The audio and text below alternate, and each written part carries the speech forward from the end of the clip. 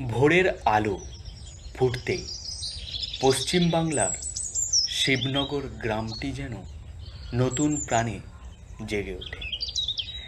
চারিদিকে সবুজ ধানক্ষেত, শিশির ভেজা ঘাসের গন্ধ, আর দূর থেকে ভেসে আসে গরুর গাড়ির শব্দ, পাখির কলরব ও পথ চলতি মানুষের পায়ের আওয়াজ যেন মিলেমিশে তৈরি করে এক শান্ত ও পবিত্র পরিবেশ।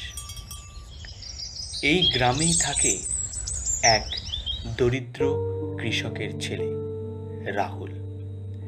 ছেঁড়া জামা, পুরনো ব্যাগ, তবুও মুখে তার হাসি আর চোখে অগাধ স্বপ্ন।